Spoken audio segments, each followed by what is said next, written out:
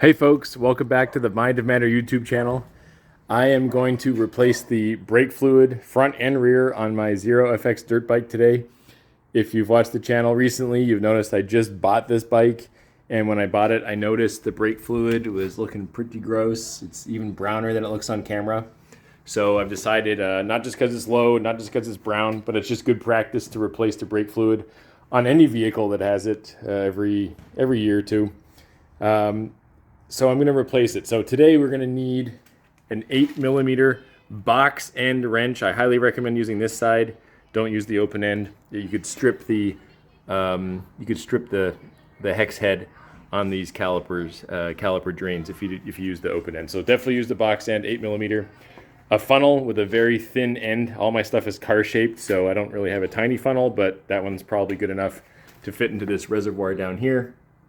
You're also going to want some brake fluid, of course. Brand new, unsealed is the best. I'm actually using some brake fluid that's already opened. Let's get started. I give this a 1 out of 5 wrenches for difficulty. This is pretty easy. Anybody can handle this. You should just know the materials we talked about. Also know that fluid is very corrosive. Brake fluid is very corrosive.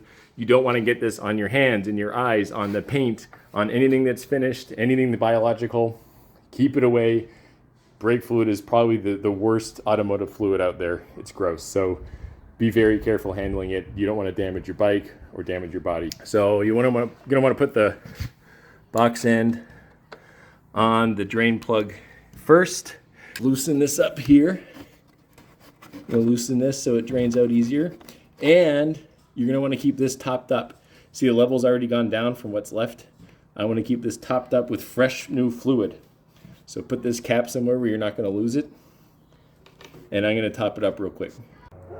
All right, and then before we start filling up the reservoir, before we start draining, we're going to want to remove this cap. It's a solid cap, nothing's going to flow through it. So take that off, put it somewhere safe and clean. And then you can stick your funnel. I stuck it through here. Uh-oh, it's already dripping.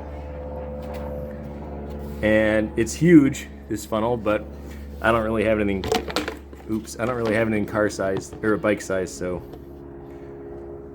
that'll have to do. And I'm going to hold the funnel in place as I'm pouring some in. Let's see how much I spill. Oh, all right. Well, I put way too much in there. I already spilled some. Remember what I said, this is corrosive stuff. Bad for your body, bad for the paint, bad for finishes. So I'm gonna wipe it off real quick. Have a rag ready. Press the brake pedal down, open up this valve, and then close it, and then let off the brake lever. And then repeat. Press it, open, close, let go. Press it, open, close, let go. That way, the caliper and the line are always under pressure when you've got it open, and you close it before you let off and relieve the pressure, and fluid only comes out. It doesn't get sucked back in, or air doesn't get sucked back in. All the while, you're making sure this fluid stays full. You don't want to suck in air through the reservoir. So I'm going to do that now. It's going to be hard for me to get this filmed with one hand, so I'll set up the camera over here in the corner. But you'll see why I like having this non-ratcheting box end wrench. Open, close, open, close, open, close. I don't have to flick a switch to change direction on the ratchet or flip the wrench upside down to change direction on the ratchet. Here we go. All right, here we go. Press, open, close, let go. Now I'm acting nervous because I don't want this to spray me in the eyeball. I might cover this up a little bit so I don't get sprayed in the eye. This stuff is nasty. So let's do it again. Press, open, close, release. Press, open, close, release. Press, open, close, release. Press, open, close, release. Press, open, close, release. Press, open, close, release. Press, open, close, release. You get the idea. All the while, you're checking your fluid reservoir to make sure you're not draining that empty. You don't want to suck air in.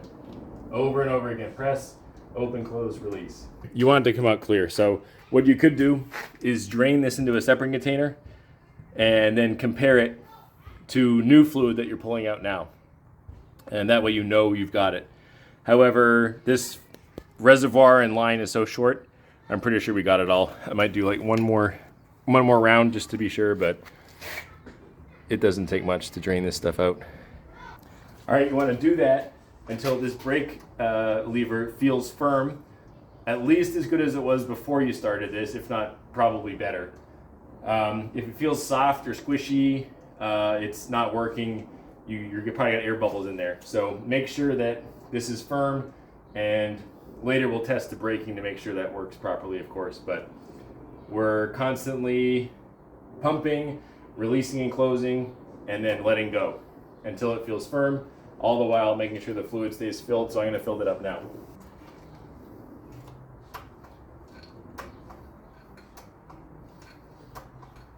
All right, adding a bit more in and we should be good. But of course, before you do the front, put this guy back in.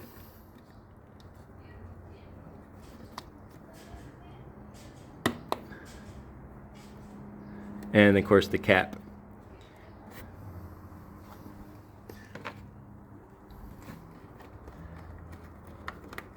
Make sure you're between your mins and maxes on the reservoir. It's indicated on the back. So we should be good. All right, time to do the front. Don't worry, it's just as easy, if not easier. All right, the front is basically the same procedure. You want to keep your reservoir full at all times. Take off the bleed screw nipple cover here. Put your box end wrench on here. I'm going to top it up now.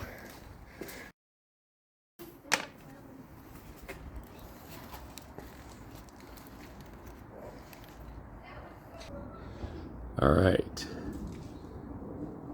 topping this up.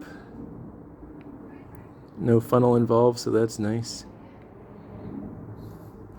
Set this well aside so I don't step on it and mess it up.